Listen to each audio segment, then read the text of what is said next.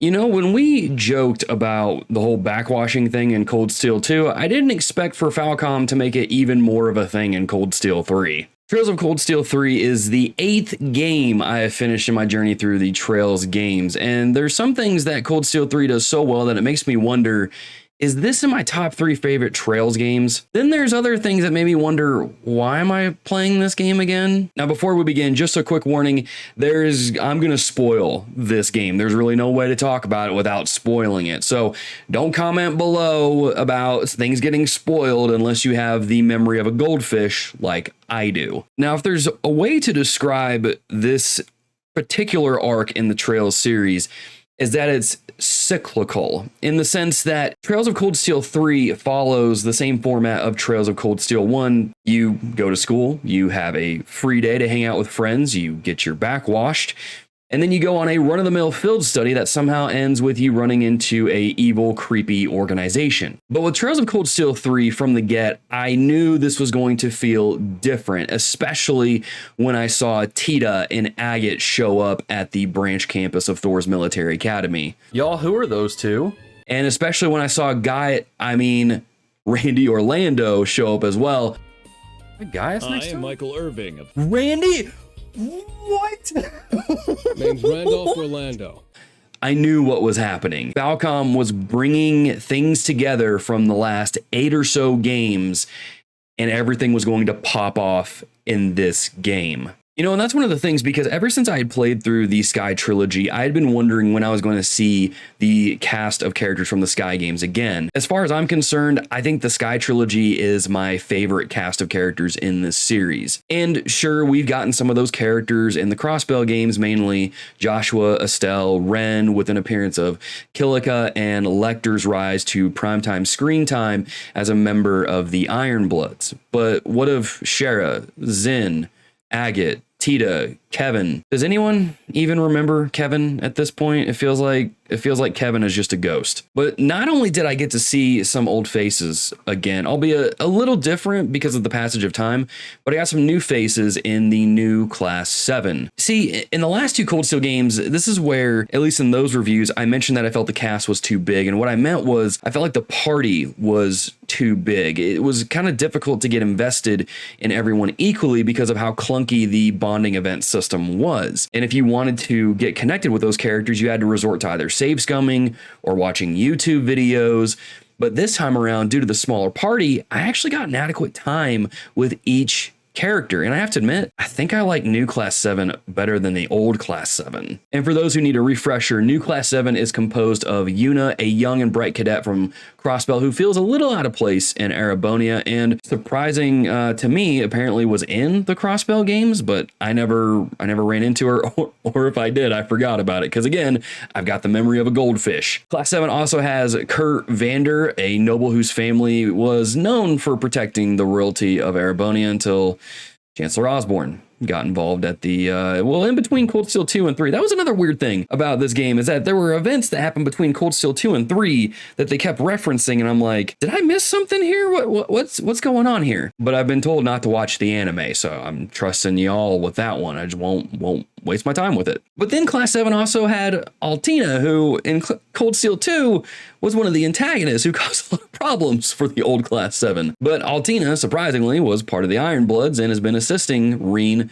during his time serving the Erebonian government, doing missions that skyrocketed him to fame, earning him the moniker Ashen Chevalier. And then as the game progresses, you get 2 more characters on Class 7. Muse, who is a charming yet mischievous girl who uses her flirty behavior as a misdirection for her ulterior motives. I knew there was something up with this girl because, again, she made me think of Black Widow from Captain America, where she's like, you know, public displays of affection make people uncomfortable, and so they look away, and that's how they got to sneak past Crossbones in the mall. I feel like I'm talking about something that very few people know about, but either way, I knew something was up with Muse. I knew she was not who she was leading herself on to be. And last but not least, you also get one of my personal favorite characters, Ash Carbide, who's a smart mouth with ties to Lecter and a hidden past that deals with the infamous Hummel. And honestly, I felt like New Class 7 outshines Old Class 7 by the end of Cold Steel 3, because while the bonding system still isn't perfect, it does allow for plenty of time to get to know these characters. And not only that, I feel like each character gets some really great development, and they have some really good moments to shine, for better or worse, by the end of the game. Yuna specifically steals the show in a couple of different sections, primarily her speech about giving us our crossbell back. You occupied us, dragged us into your war with Calvert, brought those horrible cannons into our country. And now our light, our one last hope. Dang. Give it back! Give us our crossbell back! The free city where anyone could dream! Give it back!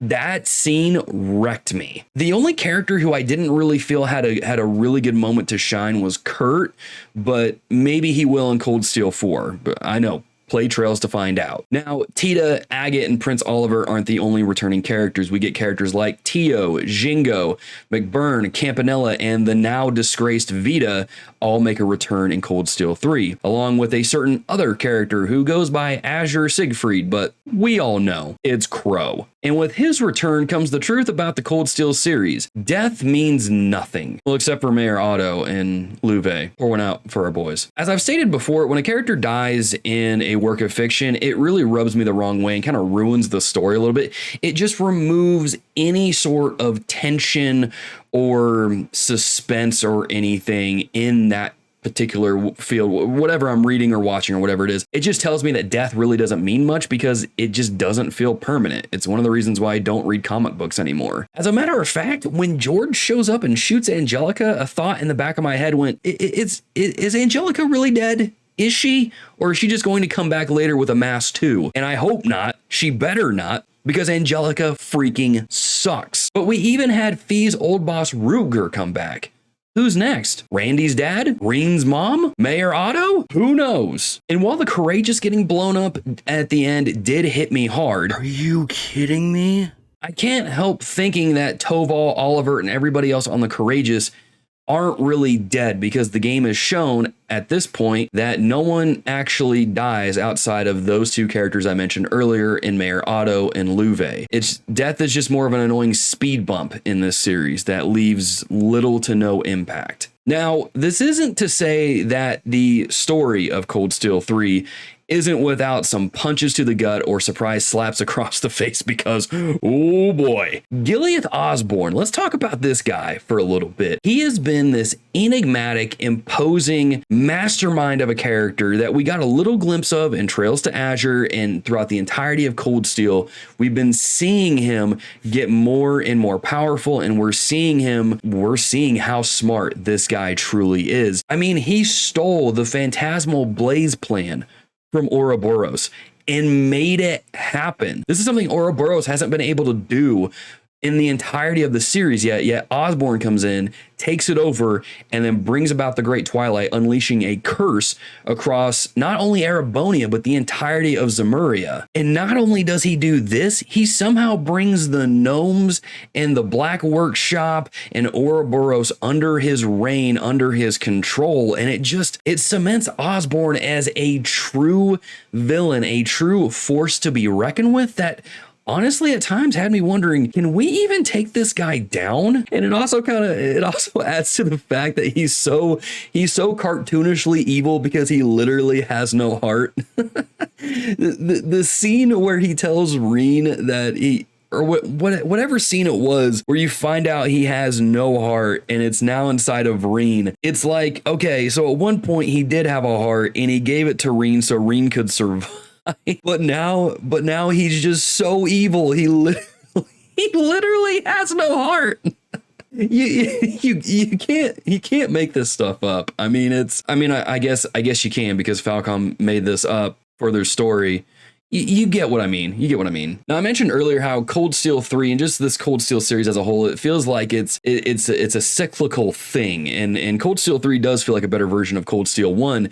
And really, since Cold Steel 1 ended on a cliffhanger, so does Cold Steel 3. And boy, is it definitely a cliffhanger. Fairy tale in ink, black as despair. What does that mean? What? Hey, what? I'm kind of glad I didn't have to wait to start Cold Steel 4, because if I had, I'd have lost my mind, even though I actually did lose my mind a little bit when I got to the credits and I realized that Cold Steel 3 ended on the cliffhanger that it did.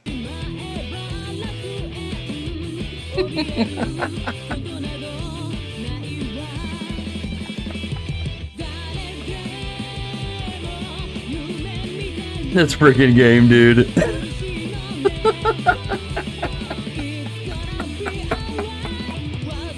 This is how it is.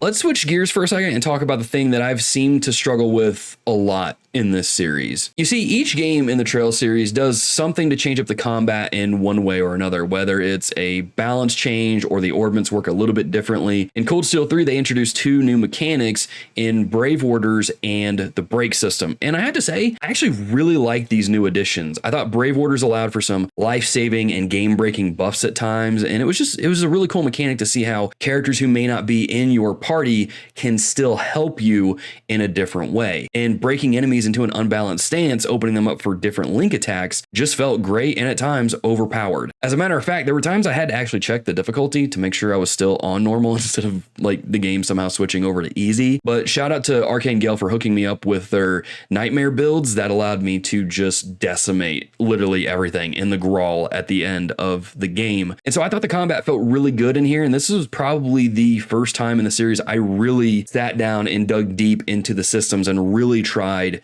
to maximize all of my orbments and get everything set up perfectly. So I'm curious to know what your thoughts are on the combat in this, because it's honestly been my favorite iteration thus far. Now, I've thought a lot about Cold Steel 3 over the last few weeks since beating the game and starting Cold Steel 4. And it has me wondering, where does this game sit as far as my favorites in the series? And I have to be honest, I like Cold Steel 3 a lot, despite Musei's flirtations and the awkwardness of the backwashing stuff. I debated if this game is in my top 3 favorites in the series, and so far my favorites have been Sky's second chapter is first, Sky the third is second, and Trails from Zero is in third. Now, I don't know if Cold Steel 3 necessarily belongs up there with those entries just yet, but I will say that this is by far my favorite entry in the Cold Steel arc thus far. Despite ending on a cliffhanger, I have to hand it to Falcom that while they don't seem to have the courage to leave the dead characters stay dead, they do have the courage to end the game on one of the most brutal cliffhangers I've ever seen in a game. And I've been thinking about how this all started with Trails in the Sky first chapter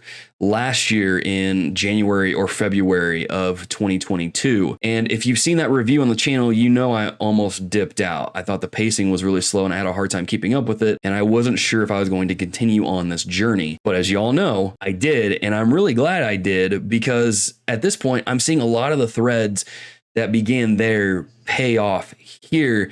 And it's been a really unique and incredible ride that just continues to cement this series as one of my all-time favorites. Seeing these characters come back from the earlier games and seeing certain things mentioned in those older games come up here, and seeing characters like Anton come back again and again, and seeing just how he's been through all of the games since Sky, it's been just really cool. And it makes me think, or just makes me wonder, how people who just started in this series with Cold Steel, you all let me know in the comments below where you left kind of scratching your head going like, I should probably know who this character is, or maybe certain moments didn't hit as much, or maybe you got just as excited as I did seeing characters come in and certain things take place with this series. And I gotta hand it to Falcom. They've done an incredible job crafting these characters that you can't help but love and want to see them get over those barriers.